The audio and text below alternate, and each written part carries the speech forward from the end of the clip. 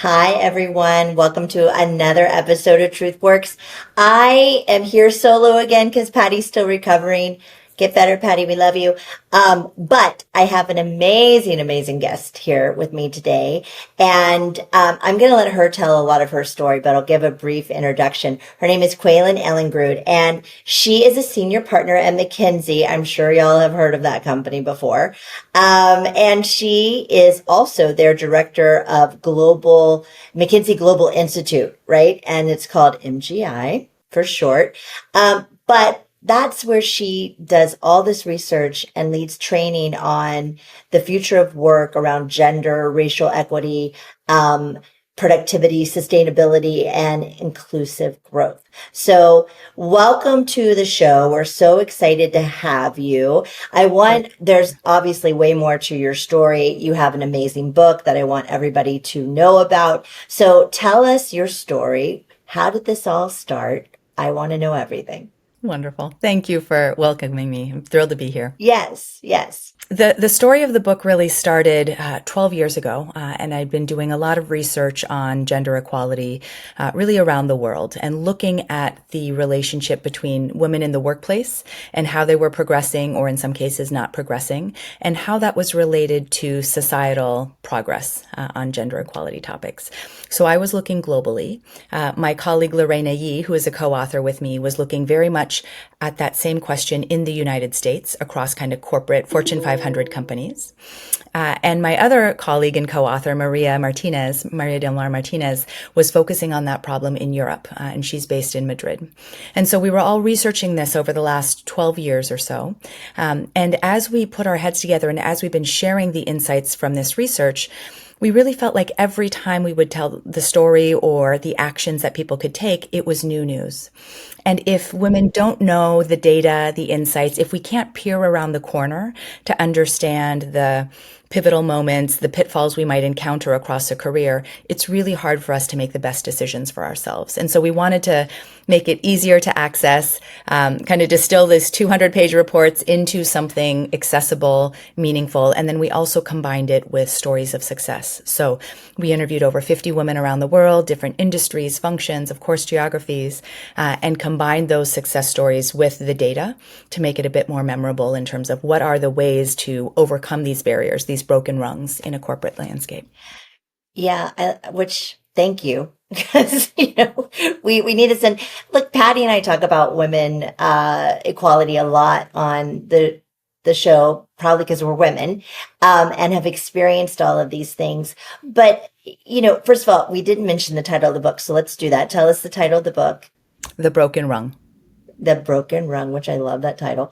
But it's just an issue I can't stop talking about because, I do think, like, when I think about my career growing up, and I was very fortunate that I got to a very high level, C-level job at, a public company and consumer loved brand at Netflix, but not many get there. And I didn't have resources and tools, at all. I just worked hard and, sometimes pretended like I was just one of the guys, sometimes, didn't. But I think the hard work and maybe some luck paid off for me, but I really wish I would have had more tools. So I'd love to know, like, when you and your colleagues were off researching, and then you're sort of breaking it down from Europe to the US to global. What were the just surprising commonalities that you found that even you as a woman were sort of taken aback by? Yeah. I think as you look at the global landscape, the United States is really at the bottom of that top quartile in terms of gender equality. I think the biggest thing I was surprised about was how many companies globally have entirely male leadership teams, literally not a single woman on either in the CEO role or in those direct reports to the CEO. And it's just a shocking number of companies. I think in the United States, it's about 7% of companies have entirely male leadership teams. So kind of that top 10 or so people, CEO and 10 or so direct reports in the C-suite. But as you go across the globe, there's actually a number of countries with actually even half, right? So in India, 50% of the companies have entirely male leadership teams. In Japan, about 43% of them. In France, even 24% of them. So I was just shocked at how many companies are, led entirely by men with not a single female voice at the table. And frankly, even one female voice is not enough, right? There is this tipping kind of point effect where we need at least, 3, 4, real. Is that the tipping real point? scale. I think something around that 30% tends to be the tipping point. And it depends on, is it a board of directors that we're talking about? Is it a leadership team that we're talking about? I think below 30%, I really haven't seen great representation. I think whenever we're expecting a woman to represent the views of all women on, a 10-person leadership team, that's just impractical and not humanly possible. When we get to 3 or more, that is when across different research, I have seen more of that diversity of thinking, more you represent your perspective, I'll represent my perspective, and we'll all get to a better answer because we bring different backgrounds and assumptions and we're going to mix it up. And that's the whole point of diversity, right? Bringing those different perspectives to the problem so we can solve tough problems in a better way.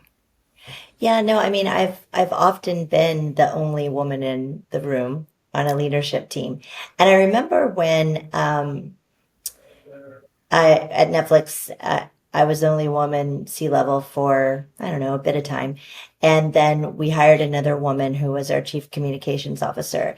And I felt different in the room because she was there. Like it really did, it changed things for me. I'm not convinced it changed things for the rest of the men, but it did change things for me. Like if I felt like they heard me more because she was in the room, but I also felt like we were saying similar things that were different than what they were saying. Yeah. And so the dynamic changed, at least for the better for me. Yeah. But I didn't realize how much of a difference it was going to make. Yeah. Yeah.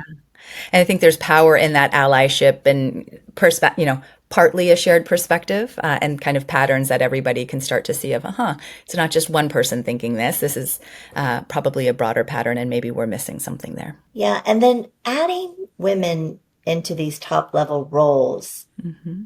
I'm sure you have more data than I have, but it's changed a bit. There's more, but it's the change is very slow and there's not a lot more. No, it's absolutely not a lot more, Jessica. So right now in the United States, women are 29% of C-suite. So direct reports to the CEO, 29% of them are women.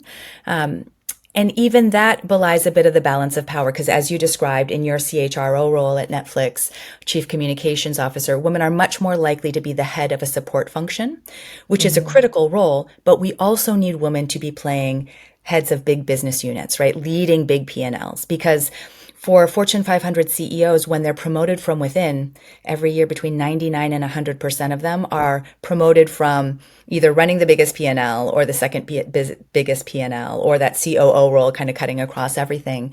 But it's rare that we have the head of a support function promoted into that CEO role. And at one point, we had, I think, 5% of Fortune 500 CEOs who were women. Then it was 7% for a brief moment, then 8%. Now for, a brief moment in time, we've been at 10%. But if we ever want to break through that 10% female CEO ceiling, I think we have to not just have support function leadership, also add to that profit and loss kind of business leadership roles.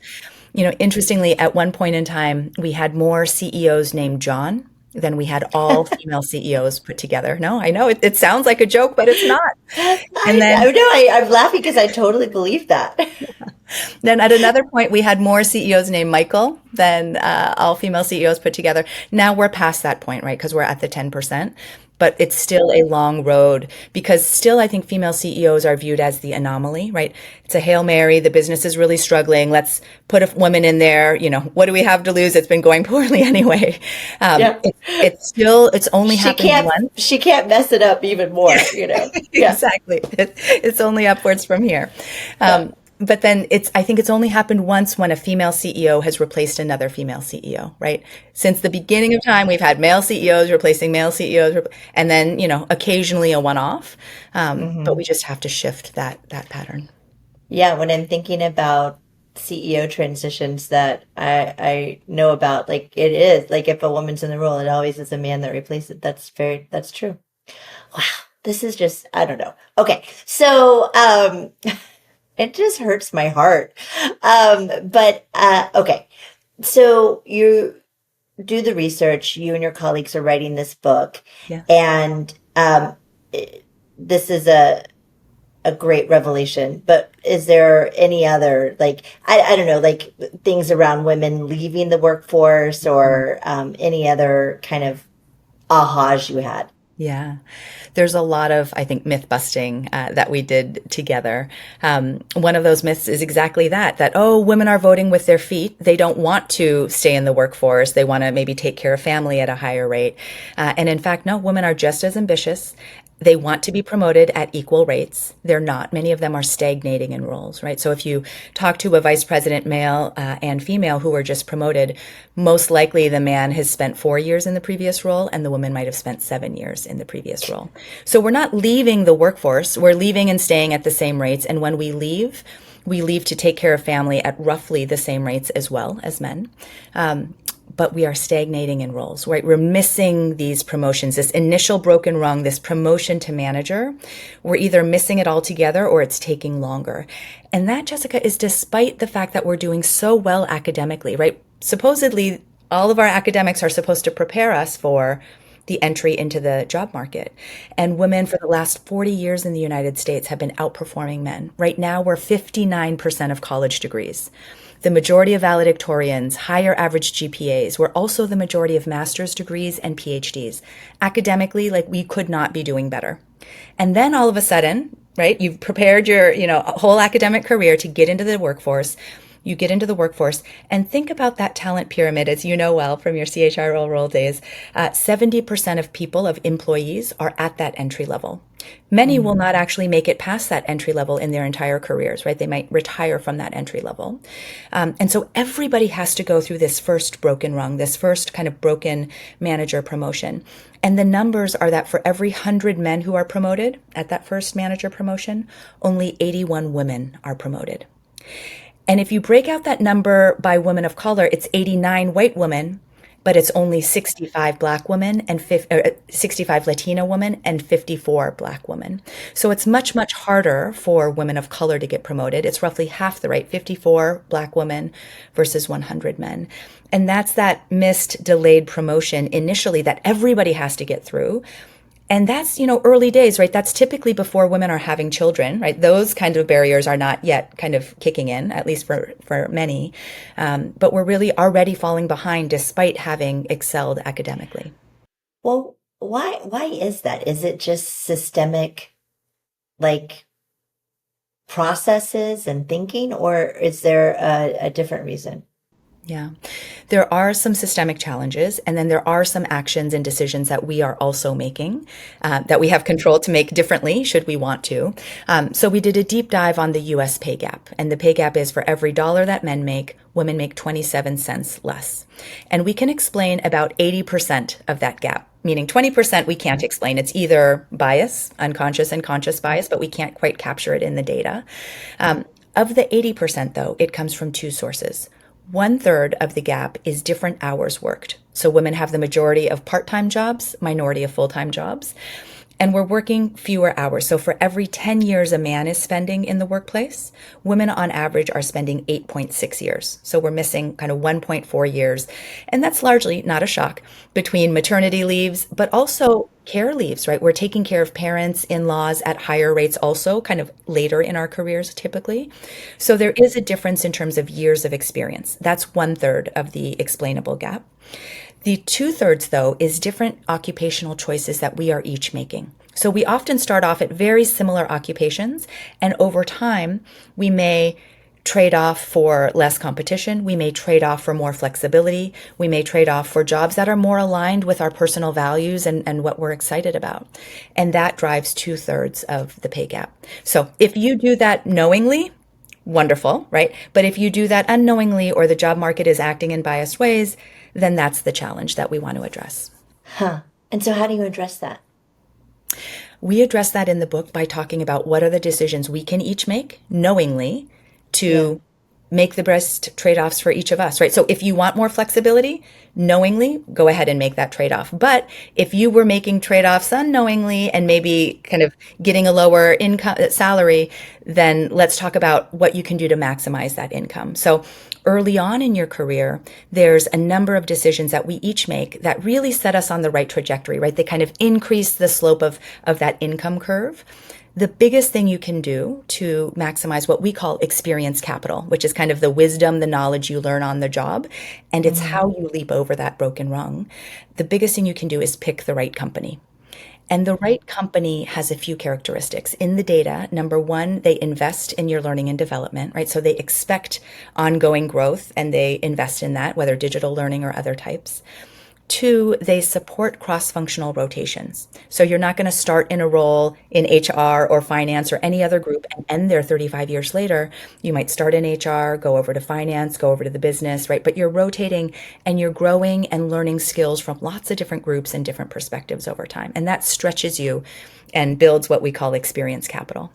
And then third, the right company will have a very clear and effective strategy. So you can tell, is it Netflix? How are they doing relative to competitors and innovating and financial results?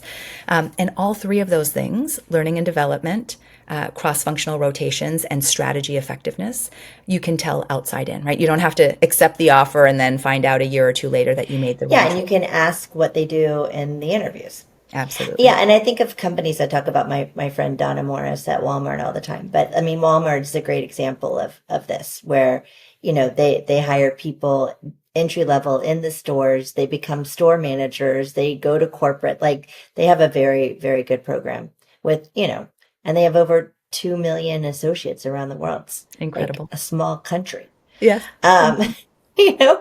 Um, okay, so if I'm a woman Mhm. and I'm starting out in the workforce, or maybe I've been in the workforce and I'm just starting to recognize some of these things, what do I do Yeah.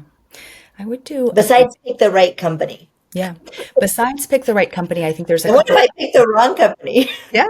Well, if you pick the wrong company, I think it's never too late, especially if you're early on, 5, 10, even 15 years in, to kind of remake that decision and pick the right company. It's often worth it. Now, you have fewer years to benefit from that decision and that growth, but typically it's still worth it to kind of double back and make the right decision.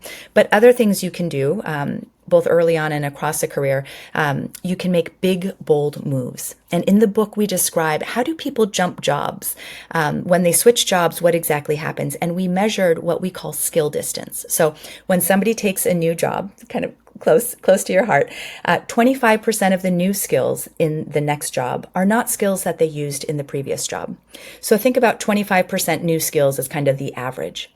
Anything more than 25%, let's say 50%, 60%, you're moving from HR to finance or finance to generative AI. That would be what we call a bold move. 50%, let's say, of the skills you're using in this new job are new to you. You've never used them before. You're really uncomfortable. But if you can reframe that in a positive way of, I know I haven't done this before. Every day is a struggle. I'm out of my comfort zone, but this is one of the best things I can do to build my experience capital and stretch myself and grow my skills. That is correlated with 20% higher income.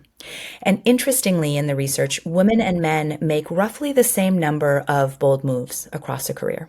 It's about 1.7 per decade, which doesn't sound like a lot.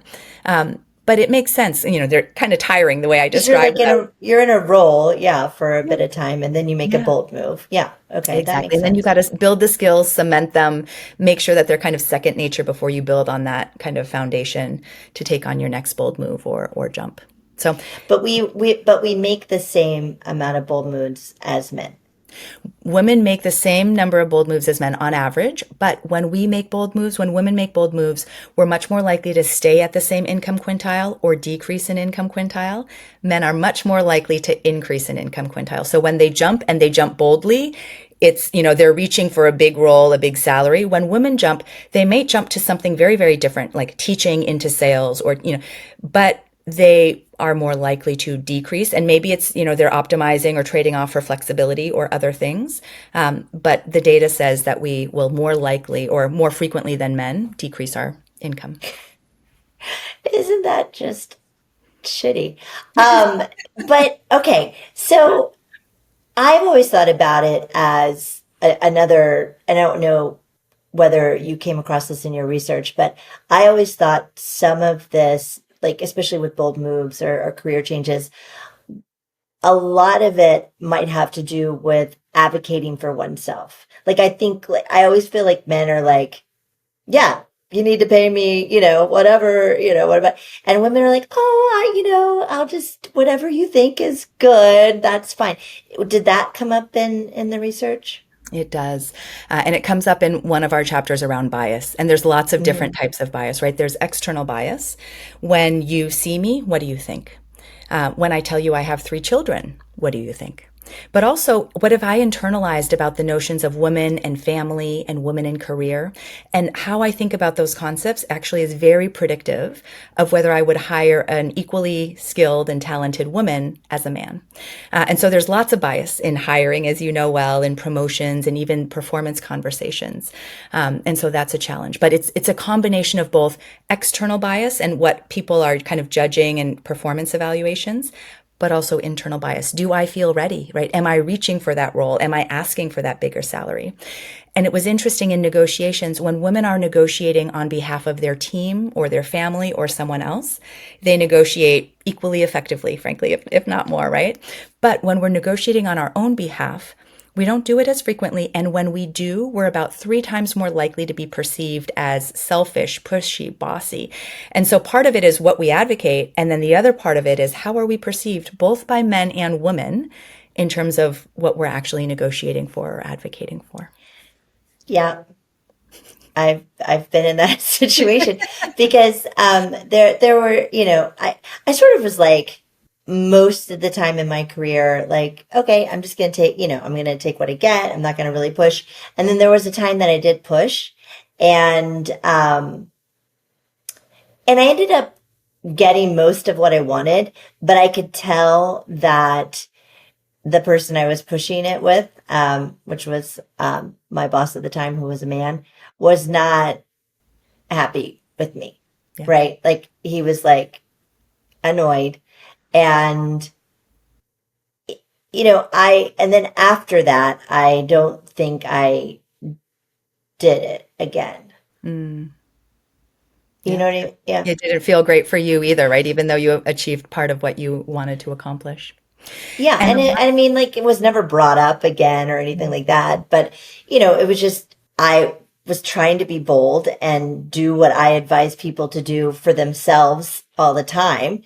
And it didn't backfire per se, but it also like, didn't feel great. no, Yeah.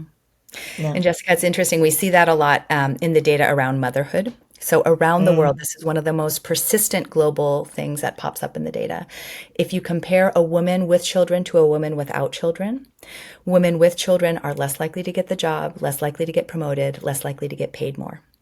Meanwhile, the complete opposite is true for men, right? So had a men been in your situation in negotiating, they might have said, oh, he needs the salary to support his family. But meanwhile, they don't think the same of the woman who's supporting her children. But if you compare men with children to men without children, men with children are more likely to get the job, more likely to get promoted, and more likely to get paid more. And the effect goes up the more number of children that man has. And exactly Really? to your point, it's the rationale underneath is, oh, men with children are more stable, more trustworthy, and they need the salary to support their families, right? But meanwhile, we're not thinking the same ways, both men and women, about the mother supporting her family. And even 3/4 of Americans here at home will say that fathers are more dedicated to their jobs than mothers. And so you can tell, right, as a HR leader, how that's going to play out in performance reviews, even subconsciously, how that plays out in the workplace. It's just bizarre. Okay. Well, no, I mean, bizarre in the way that yeah, of course. Yeah. Um, okay. So men with children get ahead. So have babies, men. Um, and women, no, just no. But I did want to talk about the impact of being a mom, Yeah. because I became a mother later in life and later in my career. And so I have a 5-year old today, which I think everybody that listens knows because I talk about him like all the time. But things changed when I had my baby, and I could tell that it changed in how my male colleagues, looked at me. Um, and then things changed for me from a priority perspective. Because before then it was all about work all the time. And then when I had him, I was like, okay, now I have to take care of this thing, this human that I created. And, I wanted to, right? Like I wanted to be there and I wanted to take care of him. And I started to create more boundaries of Mhm. like, things I would do. And I remember, I think this was like COVID days, but, my son was, maybe right around 1, and COVID was lightening up for one of the first times it was lightening up. And, my boss at the time was like, okay, we're going to get on. We're going to go to this country. We'll be gone 11 nights. And I think he must have seen my face because I was like, 11 nights, like, you Yeah. know, and he was like, what's wrong? And I was like, I can't be gone 11 nights. Like maybe I can do 4 or 5, right? Like, but 11 nights is like a long time. And he's like, oh, is this because of the baby? It's like, yeah. Yeah, it's because of the baby. And he's like, well, you can bring him with you. And I'm like, no, I can't bring him with me. Like, that's crazy. Anywho, but I mean, it just is like a really hard thing to navigate, no matter. And I was at a really high level in a, fairly supportive company, compared to many. But I think at like all levels, it's hard. And maybe even at a more junior level, it might be even harder. I don't I know. agree. I What agree. did you guys find on this? Yeah. It is hard, even at more junior levels, probably more so because you have less degrees of freedom to even speak up or set boundaries. We do see a lot of mothers, and there's lots of stories in the book, be really good at setting boundaries, multitasking. Actually, there's a story in the book about Julie Morgenstern, who is missing the window to take her kid on a walk because she's so disorganized. And she decides, like, right then and there, like, her being late and disorganization isn't just affecting her. Like, she's kind of playing this through, and she's like, my child's going to miss all sorts of important things because I'm just scattered and all over the place. And so she sits down and she organizes the diaper bag. Then she organizes a room, and she actually builds an entire career around professional organization, like helping others figure out how to make sense and order of their lives. And then she actually goes on to build a whole kind of industry and business around helping them, women brand themselves. And so from what would be, a real weakness, builds an entire kind of entrepreneurial career. But to your point, it's good in ways that it forces you to set boundaries, forces you to kind of multitask more effectively. But your priorities do change. And maybe that is what we see in some of the data when we're making different choices around flexibility, around ability to be home with kids, with, those that we love. So that's probably showing up a bit. But I think the biggest thing is around this re-entry as you Mm. ramp off from a maternity leave and then come back. How do you use your sponsors to make sure that that is a smooth path? Now, if you're already in a senior role and you've got that and it's obvious what role you're coming back to, wonderful. But for many, that's a very fraught kind of re-entry journey. So in the book, we talk about buy a round trip ticket, right? You're going out on leave, make sure you've got the round trip ticket back, and you're really working with sponsors to make that a smooth re-entry path. I'm really glad you brought that up because I was going to talk to you about that. Because one of the things that I've spent a lot of time thinking about is, women reentering in the workforce. And you see so many women who go out on maternity leave, whether they're in a senior role or not in a senior role, not come back to the same role, right? Or like, and demoted in some ways, right? Because they come back, their role's not available. Maybe it was more senior, but they have this other role. Or they might even get laid off or let go during this maternity leave. And, like companies like Netflix, like we extended maternity leave to Mhm. be much longer. I don't actually know if that's helpful or not, because I think the longer you're gone, and I Mhm. want you to kind of get into this round trip ticket thing, Yeah. that round trip gets more fuzzy, Yeah. you know? And so women are taking more time off on maternity leave, which is great because you get more time to be with the baby and do the things and let's face it, like what your body's been through and recovery and every birth is different. Um, but then you're out for a long time and you come back and the whole world has changed, Yeah. right? Yeah. So what is your advice there? What did you and your team find out about Yeah. that? And talk to us more about this round trip. Yeah. Well, and the whole world has changed, and even more so now, right? I feel like every 6, 12 months with generative AI and Yeah. technological shifts, it does feel like a very different world so quickly. The round trip ticket is really around working with your sponsors. And what we found in sponsorship is that women and people of color tend to be over mentored, but under sponsored. Lots of advice, lots of coffee chats, but sponsorship is really, could you create an opportunity for me that didn't exist before? And maybe that's a step up opportunity or a project, could be a promotion, but could be a smaller form of like a real opportunity.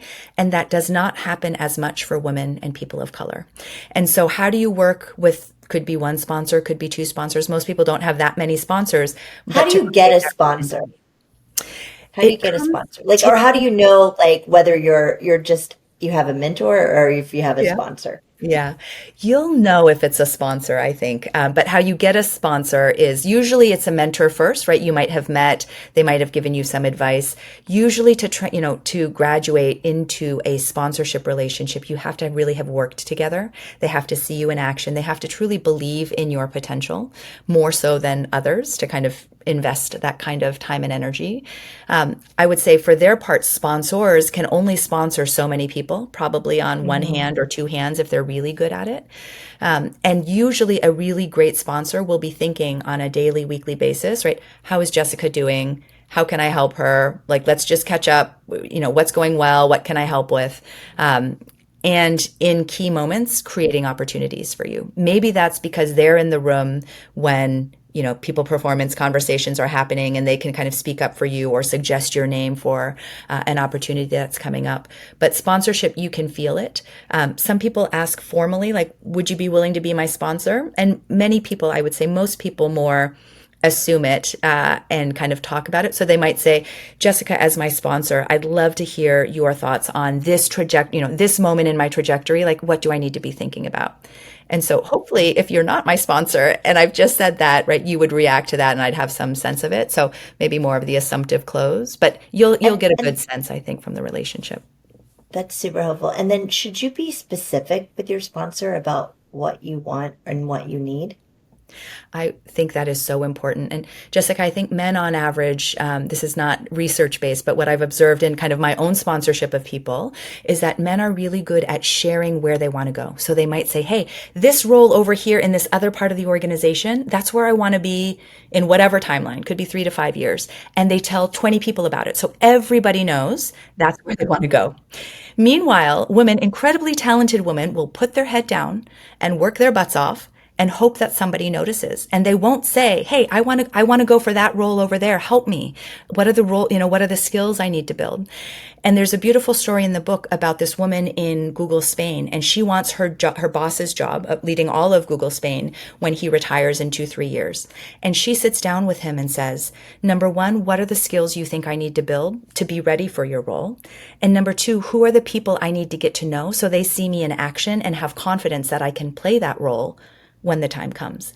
But even having that explicit conversation doesn't happen enough. And I think, especially if you've built that relationship of sponsorship, activate it, right? Make it count because you only have one. Over time, have typically had 1, 2 sponsors. If they're doing their job well, frankly, that's all you need. But you need to activate it to make sure that they're helping you in all the ways that they can.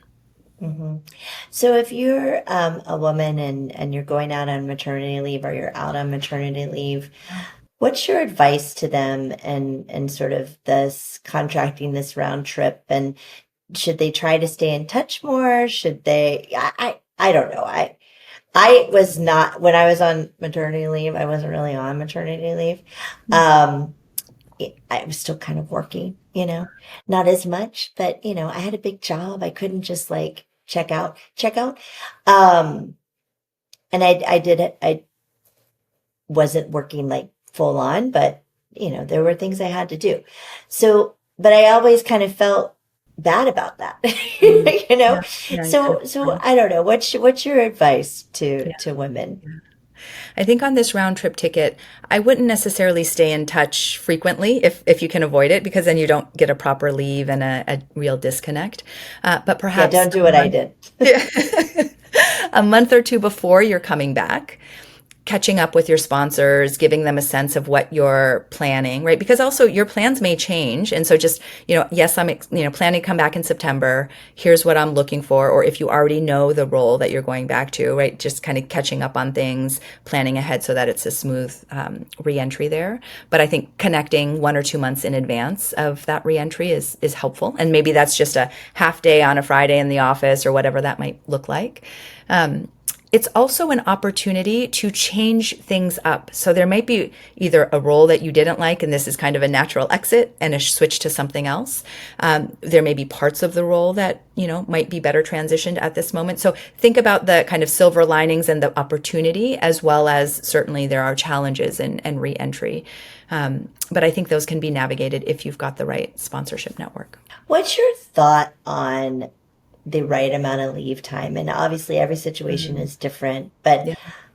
I, I really, I've thought a lot about this, and I've talked to a lot of other very senior women, and we can't crack maternity leave, right? And we just don't know how to solve it, right? And again, a lot of companies like Netflix and others went to trying to support more and giving longer leaves, but Yeah.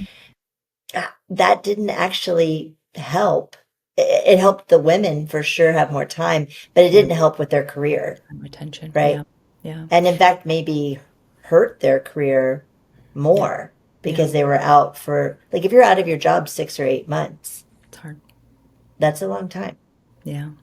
And Jessica, you mentioned earlier kind of globally, globally, most leaves are longer than they are in the US, especially as you look at the European countries. And as we look across countries, countries that have more than a year and a half of leave, there is that tipping point in the other direction of it actually decreases women's participation in the workplace over time because you've been out for, 2 years, 3 years, and that's really hard to have that round trip ticket for. In the US, we're certainly on the lower end of things, right? Even our, friends to the north in Canada would have much longer leaves. But I think that's such a personal decision. I was out for 5 months. It's also industry and company dependent. It was more seamless to kind of slot back in.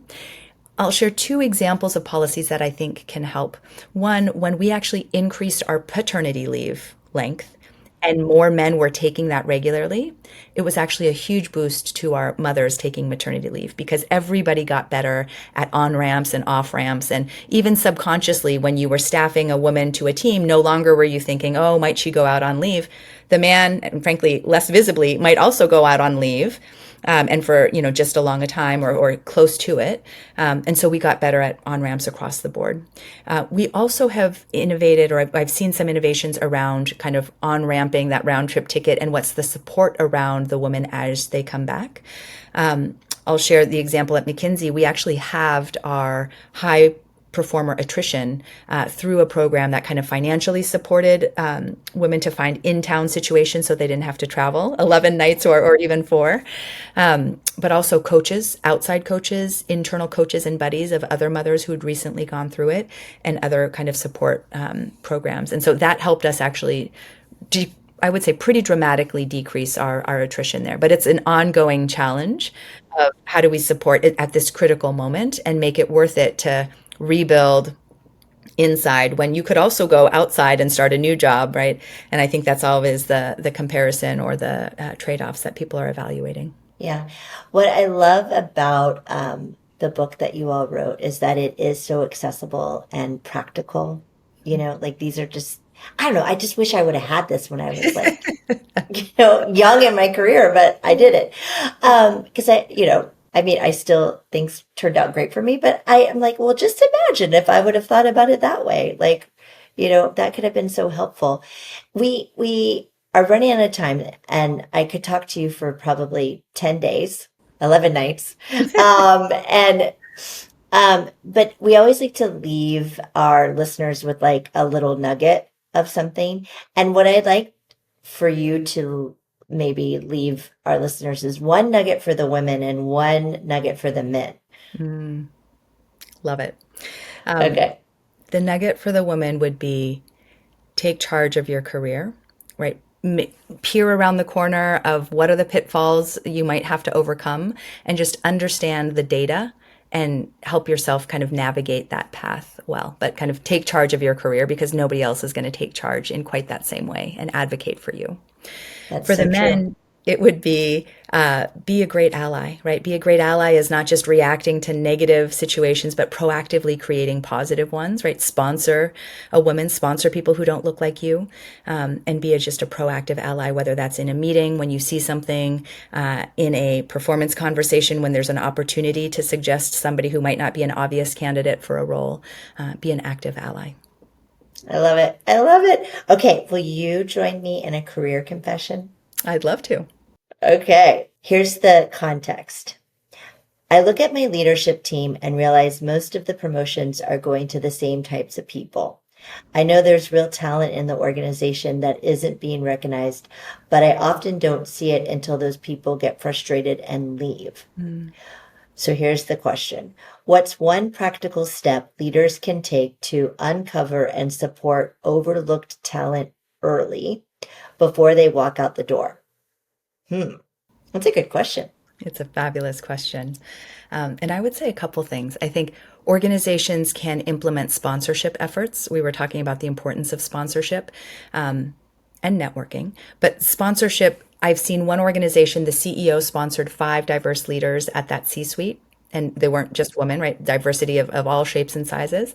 5 people to kind of sponsor 5 at the next level, and those 25 likewise, kind of cascading across the whole organization. And I think that's an opportunity to identify leadership in different styles and different formats, kind of elevating that, but kind of creating more natural connections as well. I've also seen in some cases, leadership teams actually consciously broaden the successful leadership style that is recognized and rewarded.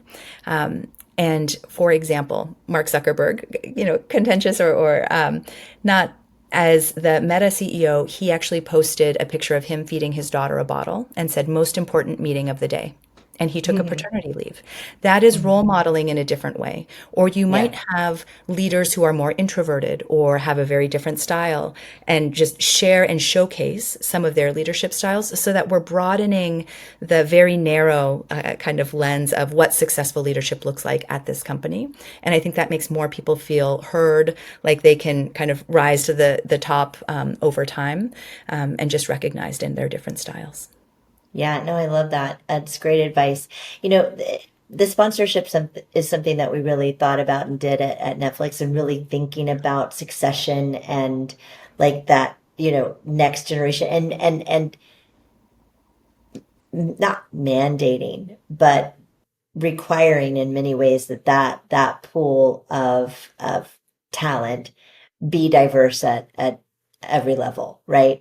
And I think you have to just be very intentional, and and when we were intentional about it, it actually happened.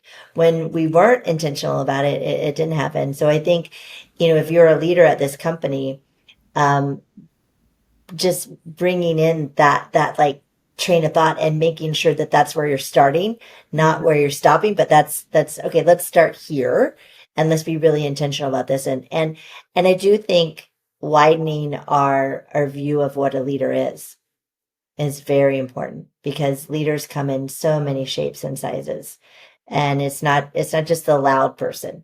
It's oftentimes the quiet person. who's Exactly. the best leader. So I think that's great advice. I am so glad you came on the show. I don't know, my cup is now full talking to you. I'm sort of depressed at the same time because of all this data, but I also have just a lot of hope, you know, Absolutely. Absolutely. because And I think knowing is half the battle, right? Then we know what we're up yeah, against and then we can make the best decision. So I'm also optimistic about the path ahead. And we're already starting with so many advantages academically and otherwise, but we yeah. need to know what we're up against. Yeah, and I think, when had I known all these things, and now that more women do, like we can be in charge and we can knowingly make these decisions. And that progress that we've seen from, 7% to 10%, maybe that grows faster too. And we get to 15% much faster than we did to 10. Agreed. Agreed. I don't know. I don't know. Thank you so much. You Thank made my day. you. Wonderful to see you.